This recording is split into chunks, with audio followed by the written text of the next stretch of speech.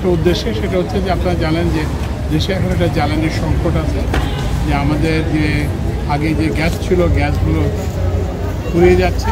তো এই জন্য এটা করার জন্য আমরা জ্বালানি আমদানি করতেছি বৈদেশিক মুদ্রা ব্যবহার করে। তো আমরা এখানে মসজিদে আসার উদ্দেশ্যটা হলো যে একটা এই শীতকাল আর এখন এইবার যে রোজা আসছে এটা কিছুটা গরমের মধ্যে পড়বে, আর এই সময় আমাদের ওই যে সেচের জন্য অনেক বিদ্যুৎ ব্যবহার হয়। এর ফলে হয়েছে কি যে বিদ্যুতের চাহিদাটা অনেক বেড়ে যায়। যেমন আমাদের শীতকালে আমাদের বিদ্যুতের চাহিদা থাকে ধরেন 9-10 হাজার মেগাওয়াট, কিন্তু এইটা গরমকালে এর কারণে সেচ এবং এই যে তাপমাত্রা বৃদ্ধির কারণে এটা বেড়ে 17-18 হাজার মেগাওয়াটে। তো এর মধ্যে 2000 মেগাওয়াট লাগে আমাদের সেচে।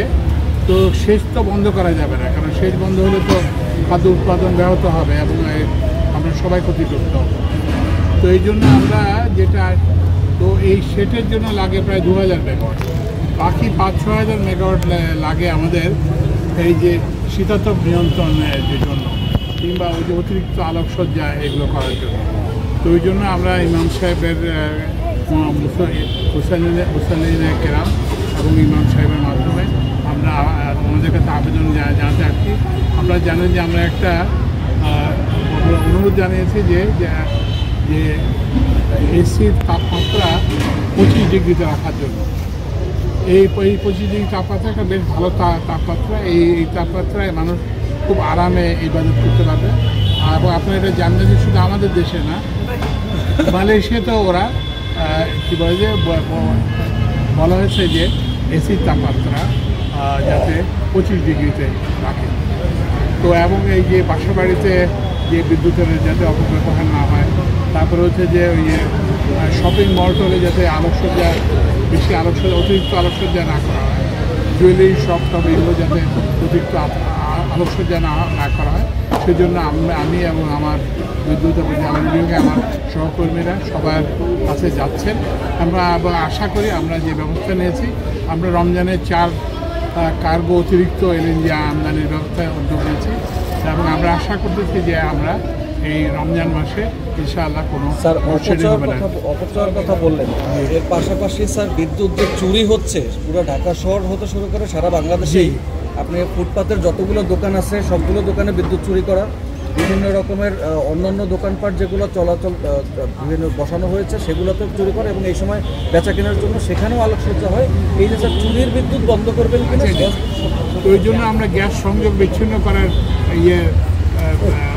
করতেছি এবং আমরা ওই বিদ্যুৎ বিভাগকেও যে বিদ্যুতের ডিপিডিসি ম্যাজিস্ট্রেটরা আছেন, ওনারা এই যে অবৈধ সংযোগ যেটাকে আপনি বললেন সেগুলো আমরা বিচ্ছিন্ন করার ব্যবস্থা নিচ্ছি। স্যার এসবের সাথে স্যার আপনি ডিপিডিসি বলেন, ওয়াসা বলেন, তাদের কর্মকর্তারা তো জড়িত স্যার, এটা আমরা বিভিন্ন সময় নিউজও করেছি। তাদের বিরুদ্ধে কী ব্যবস্থা নিয়েছেন বা কী দিবেন? আমরা ব্যবস্থা নেব। আমরা যদি কোনো একটা সুনির্দিষ্ট যেটা প্রমাণযোগ্য যদি কোনো অভিযোগ আমাদের কাছে আসে তাহলে আমরা তাৎক্ষণিকভাবে ব্যবস্থা নেব। এই যে এগুলোর সাথে কারা জড়িত স্যার সেগুলোকে আপনি খুঁটিয়ে দেখবেন? এই যে সারা ঢাকা শহর থেকে শুরু করে সারা বাংলাদেশে ফুটপাতে যতগুলো দোকান আছে এবং যত ছোটোখাটো রেস্তোরাঁ আছে, তাদের যে অবৈধ গ্যাস সংযোগ এবং বিদ্যুৎ সংযোগের সাথে নিশ্চয়ই কেউ না কেউ জড়িত। সেটাকে আপনাকে বললাম তো যে আমরা যে এই যে বিদ্যুতের যে চাহিদা, বিদ্যুতের সরবরাহ করার জন্য, লোডশেডিং মুক্ত রাখার জন্য আমরা যে পদক্ষেপগুলো নিয়েছি সেগুলোর মধ্যে আপনার বর্ণিত পদক্ষেপগুলো আছে। এই যে তিতাস প্রত্যেক দিনই কিন্তু অবৈধ গ্যাস সংযোগ বিচ্ছিন্ন করতেছে। তারপরে আমাদের এই যে বিদ্যুৎ বিভাগও যারা অবৈধ বিদ্যুতের সংযোগটা দেয় কি বিচ্ছিন্ন করেন, আবার সংযোগটা দেয় কি? সংযোগ এরাই দেয়, বিদ্যুৎ বিভাগের লোকই দেয় কিংবা ওই যে জ্বালানি বিভাগের। কিন্তু যেটা হলো কি যে আপনারা যদি একটা সুনির্দিষ্ট কেউ কোনো অভিযোগ আমাদেরকে করেন তাহলে আমরা সেটাও নিয়ে যাবো।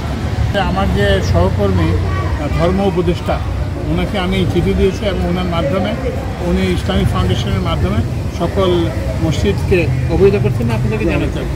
তো সুতরাং অলরেডি সেই প্রচেষ্টা আমরা চালাচ্ছি।